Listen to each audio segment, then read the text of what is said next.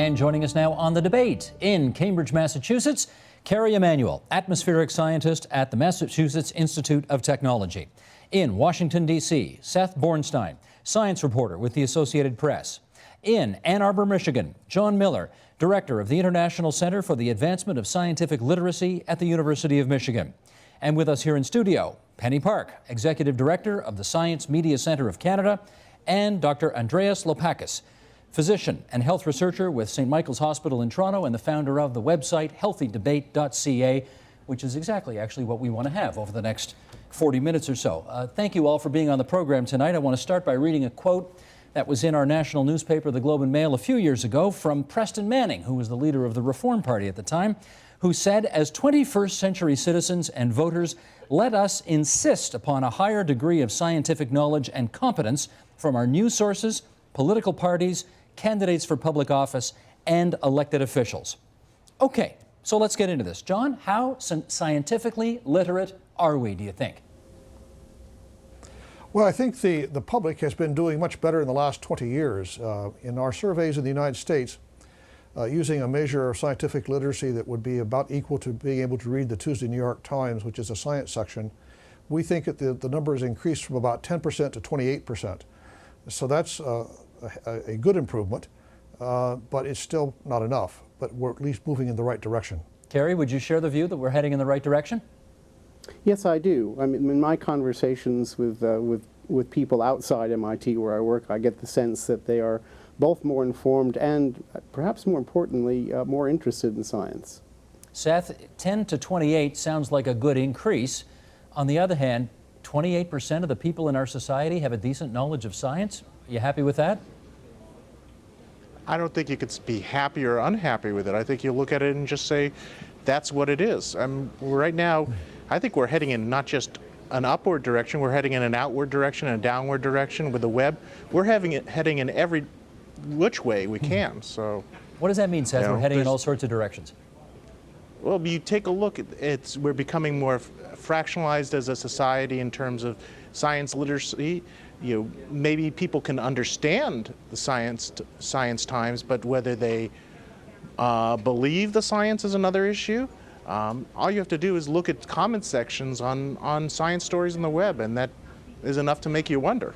Penny, how would you rate our scientific literacy in Canada? Well, I would say if it's 28%, that's nowhere near good enough. Just not. And we have to work harder at making the public, politicians, and everyone more familiar with science. Andreas, what do you say? Yeah, I would agree, especially since so many of the important issues to our society, which include, if you just think about the recent nuclear problems in Japan, what's the best way for us to get our energy and healthcare, what's the best way to treat our patients. A lot of the really important societal issues are scientifically based, and if only 28% of our society really understands them, that as a non-expert in that field, that actually kind of worries me. John, it's probably fair to say that the public doesn't know as much about fill in the blank, any issue, as the people who would hope to impart knowledge to the public would like them to. Is it any worse that they don't know as much about science as, say, Penny would like them to, than they don't know as much about politics or the law or, the National Hockey League for that matter? Well, I think it is important. I mean, I think that there's some subjects that are more important than others. I wouldn't say science and technology are the only ones. I mean, certainly having a knowledge of economics is not a bad thing in the 21st century. But I think that it is the number of issues, from climate change to trying to understand nuclear power, to understanding stem cell research, even in the case of these viral pandemics. Viruses have been with us long before humans were, and they probably may be with us long afterwards. But a lot of people have a very fragile knowledge of that. But the fact that we're edging up to a third means that you can have much more of a intelligent dialogue in the political system than you could have had. When it's only 10%, you can't have much of a conversation. When it gets to be a third, you're doing a lot better. We still have a long way to go, but I think that at least we're up to the point where there's enough informed people that there can be, good discussion and good debate. Seth, why in your view is it not enough for people to say, you know what, it's enough that the experts know. Science is too tough for me, I don't need to know. Well, because you have to make decisions based on science. Everything from vaccination to your choice in energy is based on science. On the other hand, from a science journalist perspective, I can only bring them the information. I can't make them understand. I can't make them be interested in something. I mean, I look in journalism as in a newsroom, it's a good microcosm. It's far less than 28% in some newsrooms who can understand the science times. No kidding. You say fewer than 28% of the journalists in most newsrooms can understand the basic scientific stories they read in the Times? I think it depends on the newsroom, but in general, when you look at journalists, you're looking at a group of people who are more science averse than, especially where Carrie is, obviously. But journalists attract more verbal people than science and math people. I often end up teaching math classes for journalists. Carrie, why do you believe, if in fact you do believe, I assume you believe, that a high degree of science literacy would be important to the citizenry? Well, that's just the way I'd phrase the question. What does it take today in the 21st century to be a good citizen?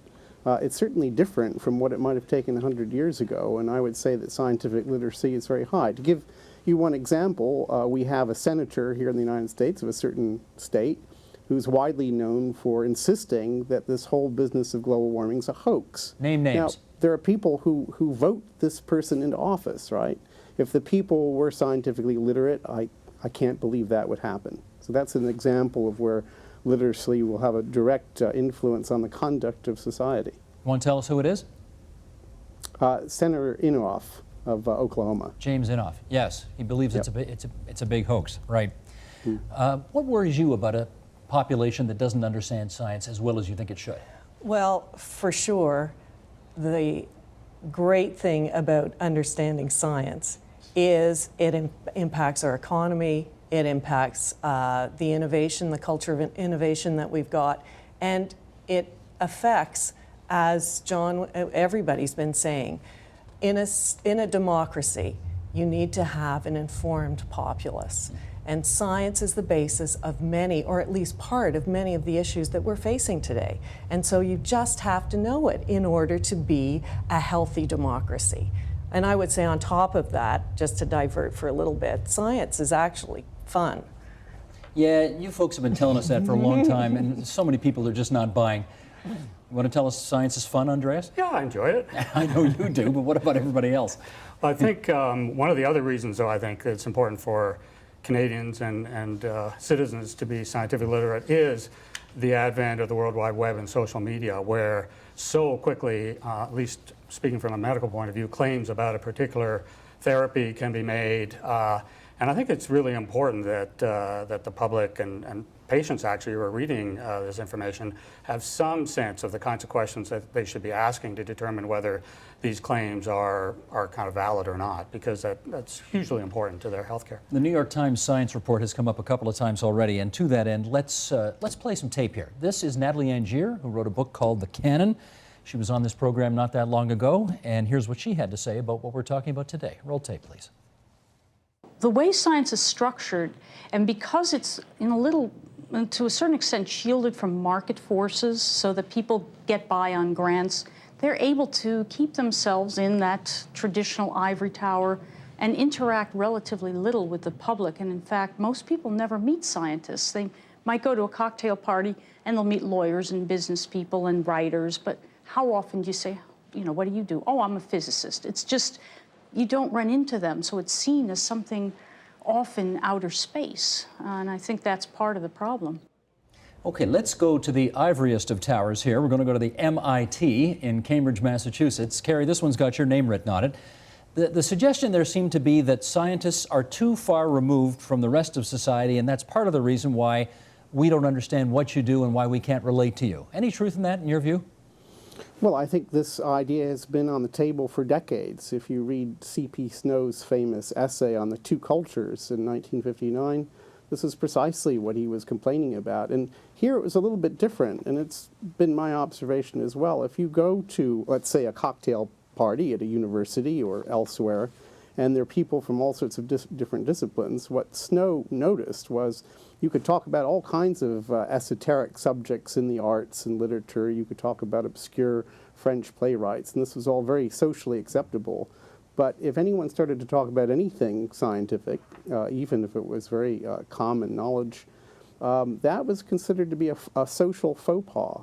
And I think that remains true today. And let me say one thing about that.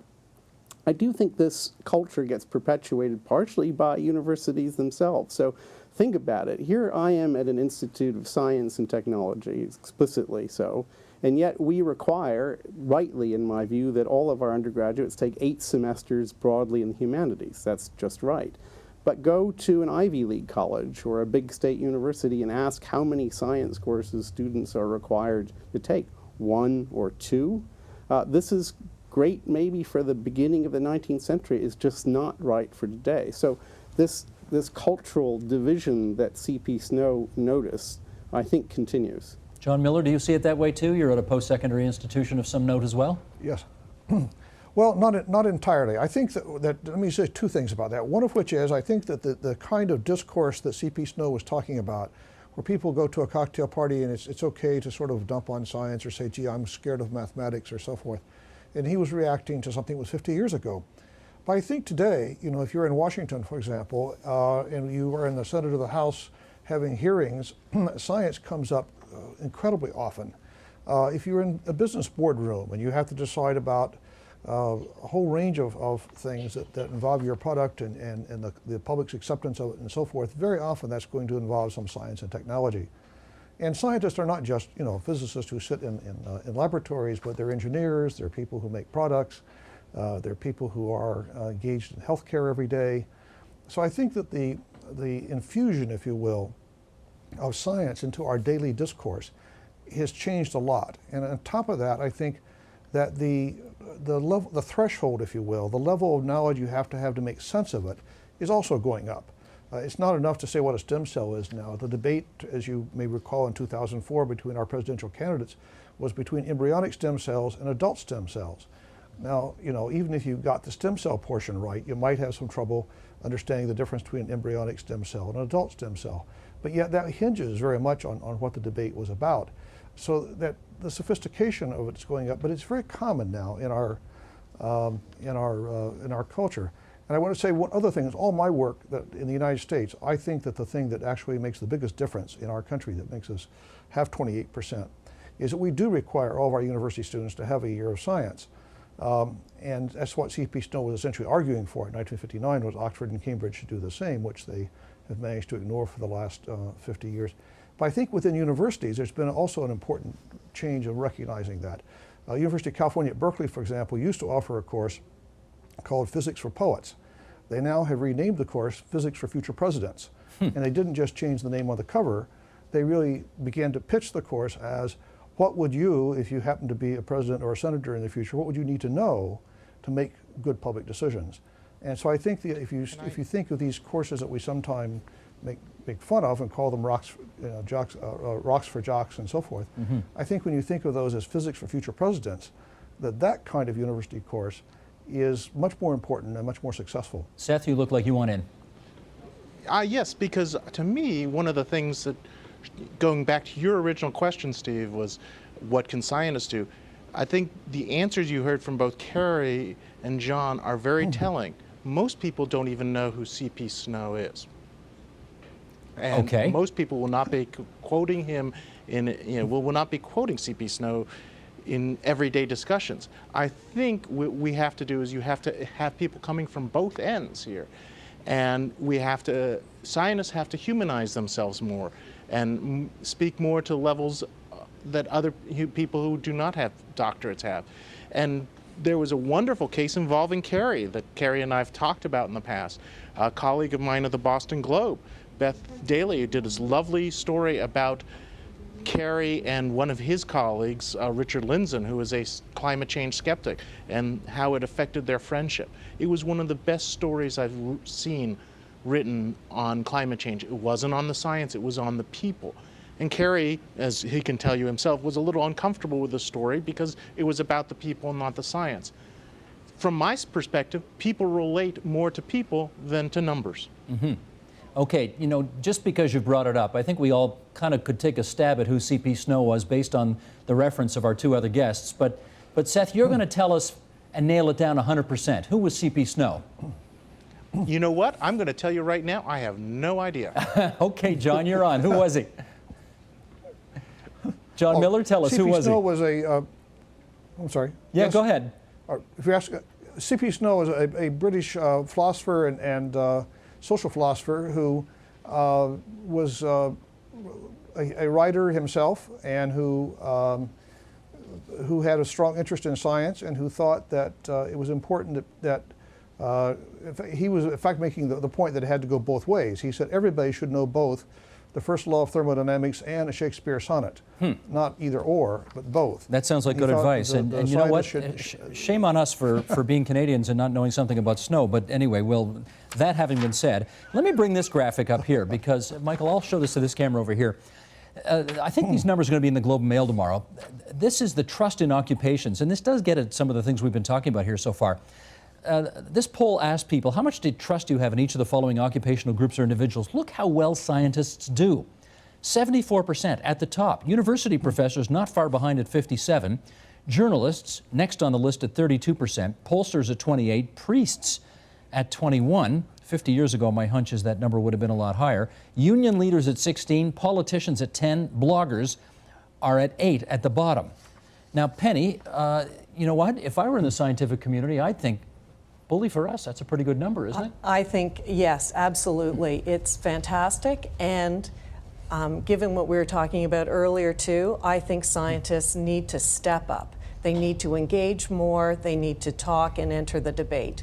They need to let people know about their research and be willing to talk about it.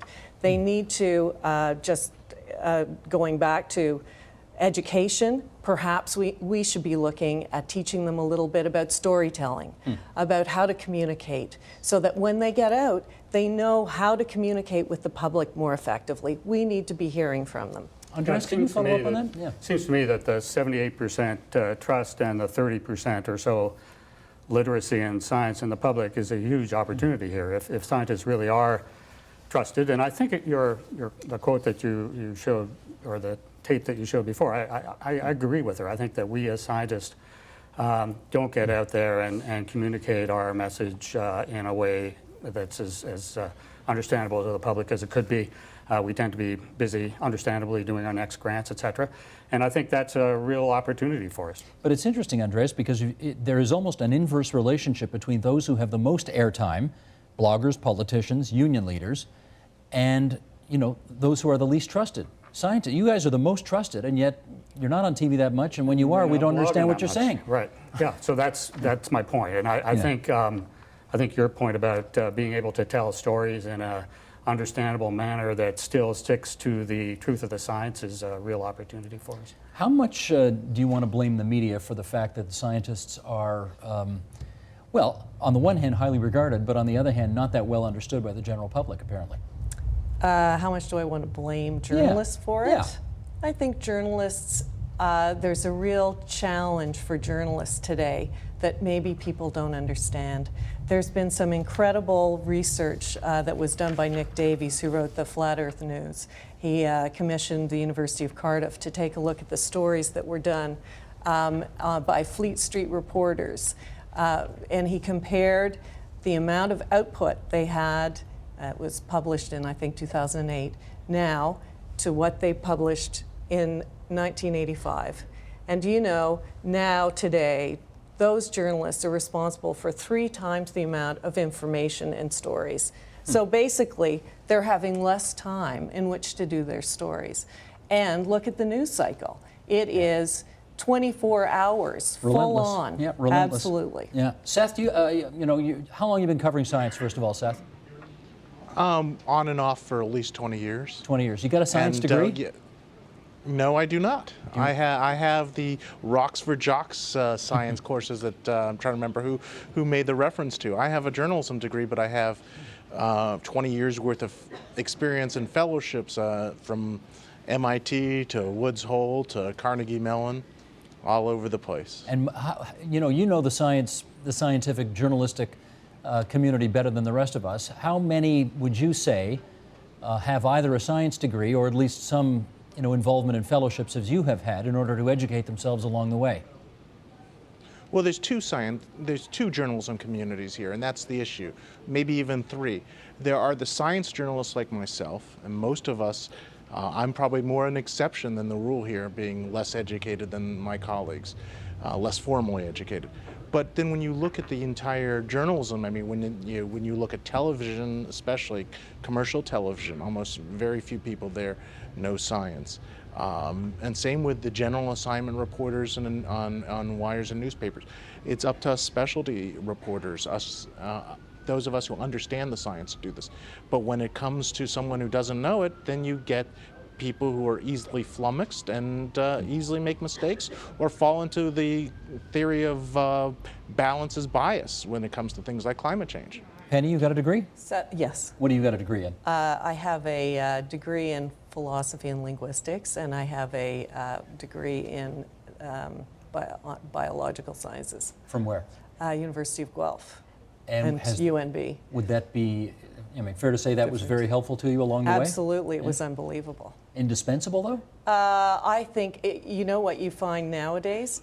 I find that there's so many students coming out of science degrees and they're saying, I don't want to be narrowed down like this. And they're looking to something more journalism. And so actually, the kids who are coming on the scene now are incredibly well educated in the sciences. Let me show, Michael Smith, let's put up this second graphic here. This is the Ecos poll again that they were in the field for a few days during the month of March. And this again will be in tomorrow's Globe and Mail. A comparison of Canada and the United States on the origins of mankind. Look on those first two bars on the left there. Humans were created by God in the last 10,000 years. 14% of Canadians say yes, 40% of Americans say yes. That's from Gallup of a year ago. How about the next question? Humans evolved over time, but through divine guidance. Only 19% of Canadians believe it, 38% of Americans believe it. How about this next one? Humans evolved through natural selection. 58% of Canadians believe it. Just 16% of Americans believe it. There is a definite, if you like, red state, blue state difference between what we in Canada apparently believe on these issues and what you in the United States believe on these issues. And so, Carrie, let me ask you first. There seems to be in your country at the moment a bit of not just anti-elitism, but also anti-knowledge. Well, I would qualify that remark by saying that there's nothing at the moment about it. These polls that you've cited have been consistent in the United States for a long time. And it's a very interesting paradox, isn't it, that 70%, I think you said, of Americans trust scientists, but 80% or something like that don't believe in the theory of evolution. So how did it get to the... And let me say one thing about that. I think, going back to the communications, let me tell you what I think's going on here. And I'm sure I'm going to get pushback on this, but in the arena of climate change, which I'm involved with, scientists have made an extraordinary, I would say an extraordinary effort to communicate this. For one thing, we have the Intergovernmental Panel on Climate Change, which is not a research organization. It is explicitly and totally a communications effort and has been for almost 2 decades. And it involves a great many of scientists putting a lot of their own work aside to engage in a communications effort. Now, you can be critical of it. There are things that are wrong with it. But a lot of people put their backs into it. But in the minds of most Americans, and I don't know what the situation in Canada, all of that hard work got undone, or a lot of it got undone a few years ago because of a disinformation campaign whose cornerstone was the so-called ClimateGate, and the press had a field day with that. They really did, and they made probably a lot of money selling newspapers by portraying this again as it's all about corrupt scientists and two sides duking it out. And this is what I object to, by the way, Seth, about Beth Daly's articles. Everybody I know who read that came away thinking, oh, this is all a completely divided field. Half the scientists think there's a problem, the other half don't. It accidentally conveyed exactly the wrong message to people. So I do think there's a problem with journalism here, and I think scientists can always do a better job communicating, but in this arena, we have tried very hard. Let me just say, Seth, before you have a chance to push back if you want to, we've got that Beth Daly article up on our website for anybody who'd care to read it. Go ahead, Seth. You come back now. Yes, well, first of all, reporters and most newspapers don't even make money from one story or 2 or 3 stories getting more hits on the web. You don't really, not one, it's a very rare occasion that a story sells more papers, as you say, Carrie. That's not the case. And further, if you look at this, and I could tell you from my experience, the Associated Press put 4 of its top reporters, I was one of them, on the story of those emails. And we spent a week, we read 1 million words of the emails, we analyzed every bit of it, and came out with a story saying that there really wasn't any dishonesty here. And you'll see that every science journalist out there has been like this. We understand the science, we write the science. So you're tarring journalists with just a mistake here. I mean, it's yes, there are television reporters on networks that have a point of view, or general assignment reporters or politics reporters who don't understand. But when it comes down to the people who are at IPCC, like I was and like I am at most IPCC meetings, we understand it, we get it, and our stories reflect that. Okay, let me get John Miller to pick up on something that Carrie brought up a moment ago, which was, can you help us understand this conundrum in your country between a 74% approval rating for scientists in terms of who you trust, they trust scientists in your country, and yet 75% of the people don't believe in the theory of evolution? Explain that to me. Well, let me say, I think the 75 is a little high. I've been doing this for 25 years on the evolution question, and I think that in the United States is now about 35 who support evolution and about 45 or so who are opposed to it strongly, and then a lot of people who don't know what question you just ask them in between. But I think that, let me come back to the question about who's responsible for this. The problem in all countries, United States, Canada, and everywhere else, is that we learn our fundamental scientific ideas in school.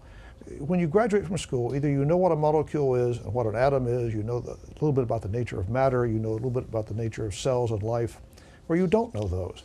And if you don't know those, you're not going to read the Globe and Mail, or you're not going to go to an internet site, or you're not going to download something from a first-rate medical site to get information, because you don't have the language and the vocabulary to do that. So it's not journalists' job, and nor are they actually very good at teaching basic science. That is, if you actually don't know what atoms and molecules do with each other, then you're not going to pick up a newspaper and figure that out by and large. Andreas? So the school systems in every country have to be committed, I think, to figuring or to doing a better job of committing themselves to do that. And in the United States, one of the areas we have failed in is we have been very weak-kneed on the biology question, which comes back to your evolution observation. That is, because of the intensity with which fundamentalists oppose evolution, many local school teachers and many local school systems have sort of let people go light on that question, thinking that they can teach all the other science, but they don't necessarily have to teach natural selection. I think that's now changing in some parts of the country, but not in others. We are a country made up of red states and blue states, and I think the redder states are getting redder and the bluer states are getting bluer. But it is, in the United States, a great difficulty for us, because it is one of the areas where the public school system has simply taken a pass in many, many cases where they ought to have stepped forward and said, no, there is a right answer to this question, here's what it is. But we elect school boards, and it makes it difficult in the United States to, for political leaders to take that position sometimes. Seth, come on in. Yes, the one thing that people think about is when you're saying, oh, 75% of people don't believe in evolution. There's a difference between what they say and their practice. The people who say they don't believe in evolution still get flu shots every year. Why do you get a different flu shot every year? Because the flu vaccine evolves. So they believe in evolution in practice. It's in theory and it's the rhetoric, and that's where one of the issues are. So that, I mean, so in some ways, scientists have been able to express the opinion of, this is why you need another flu shot this year, because it's a different strain. It is evolved. But then they haven't been able to make the connection back to core beliefs and rhetoric.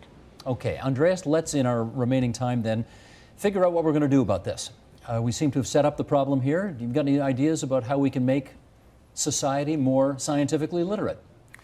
Well, one thing that occurred to me, it would be great if we could encourage more scientists to actually enter into politics. And that may sound like a bizarre suggestion, but I'm struck by the incredibly small number of scientists who are members of parliament, both provincially and federally. And I think Teachers and lawyers. Yeah, Teachers and lawyers. It would be great if some of us actually went into politics, because I think that would be one way of starting. But scientists are, I mean, in my experience anyway, relatively sane people. And to go into politics for many people is an insane decision, right?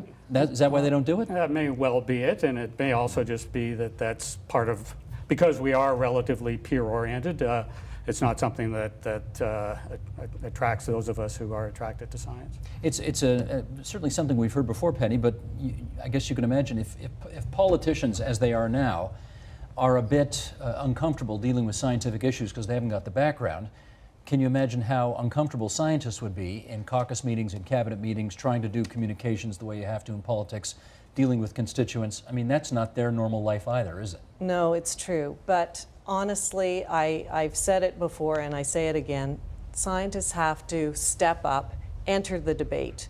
They need to be speaking out and talking about everything. I think if you'd ask people in this country, probably around the world, what they knew about nuclear radiation, how a power plant works, any of those ideas, people wouldn't have known. Now, after what's been happening in Japan, people are way more cognizant of that. And, you know, one of the things that the Science Media Center is trying to do is help journalists when science is in the headlines or when there are issues that are before the public that scientists can address and inform while people are looking in that direction, right, are focusing on that issue. And that way, that helps not only the public understand, but it ends up helping the politicians as well. Carrie, it's probably beyond discussion that people are much more knowledgeable about nuclear power today than they were a week ago, and we can, as appalling as this sounds, we can thank what's happened in Japan for that information. We've all got a crash course in how nuclear reactors work, for example, and what meltdown really means, and there's no mushroom clouds and all of this kind of stuff. But the question is knowledge enough? I mean, we know that if you smoke, you'll get cancer, and yet people still smoke. So, Carrie, is knowledge enough? Well, it's never enough, and it brings us back to the question of science and politics and how they relate. And one thing I've observed is that you have a clash of cultures which doesn't allow this to work as well as it should. For example, we scientists, we're really sort of after the truth of things. We grope, we stumble, we make mistakes. But we, for example, can't really be advocates. It's part of our personality. We can't go out and say, this is the way it is, that's so, and anything else is wrong. We're almost always, to some extent, equivocal. So when you have a scientist arguing with a lawyer on the floor of the Chamber of Congress, the scientist can't win that because a lawyer is trying to make a case and they bring all the evidence to bear, ignore all the rest of it. That's antithetical to science. So I think there's a real problem getting science and politics to mesh, and I don't think it's just a matter of scientists becoming politicians. They'd have to sort of turn in their personalities and become different people. I think that's why it doesn't happen more. John Miller, fair point? Yeah, let me disagree with that. I think the commonality between law and science is that they're evidence-based. And the most difficult thing would be to argue with a theologian who doesn't want to use the same rules that a scientist or a lawyer would use. I think that when we ask leaders and we've asked the public about science, that the metaphor that they like boast is that it's like a court trial they see on television. You have to have the evidence. And I think that the image that the public has correctly about this is that science is an evidence-based activity. And I'd like to also say, I disagree with the assumption on someone had just made about smoking. I think it's a great success story. Over the last 30 years, the number of people who smoke in the United States has gone down. And there is a much broader feeling today that it's clearly harmful. No company, the tobacco companies used to try to fog the issue. Now no one even makes an effort to say it's not bad for you. Everyone knows it is. I think if you look at the same things happen with cholesterol and using margarines or other kinds of substitutes for for butter, and if you look at the consumption, I understand anyway, of red meat, it's declining. So I think the public does take these things into account, and I think they make reasonable, there's a movement in the right direction on these things. I don't think that they're oblivious to it. And if you look at the total behavioral numbers of the people who are doing various things, by and large, there has been some positive movement. Now, the contrary argument is that obesity is doing everybody in, and there hasn't been, I think, a very clear message from the medical community and the health community about what people ought to do about that, in the same way that we have about smoking or about cholesterol or other things. Andreas, about a minute and a half to go here. What do you think about what you just heard? Well, I would agree. Your question about is knowledge enough? Well, knowledge for most things is never enough. And we all are human beings and we live in our societal context. And I think the obesity example is a fantastic one. It's going to be a much harder nut to crack than the smoking one, because there's really nothing good about smoking. While we all have to eat, unfortunately, I know poor folks that actually unhealthy foods are cheaper than healthy food. So it's an incredibly complex area. But I think successful or failure will be measured in that realm in 30 to 40 years, not 1 to 2 years. And so, but I guess I'm an optimist, and I think that the science that comes out about the adverse effects of obesity will do the same thing that happened with smoking, and will get us to take that seriously. You ever thought about running for office? No. Well, actually, no. Sounded like you thought about it for a second, for a little while there. But then your experiences with politics. I'm 56, so it's a little late to get into politics. It's never too late. You know that. It's never too late. How old was Ronald Reagan when he became president for the first time? 69, I think. Not too late. Anyways, good of all of you to join us today for our conversation on how much literacy we need in our public sphere when it comes to science. Carrie Emanuel from Cambridge, Massachusetts at the Massachusetts Institute of Technology. Seth Bornstein, Associated Press reporter from Washington, D.C. John Miller at the University of Michigan. We're grateful all three of you could join us on the line from Points Beyond. Penny Park from the Science Media Center of Canada. Andreas Lopakis, St. Michael's Hospital. Thanks so much, everybody.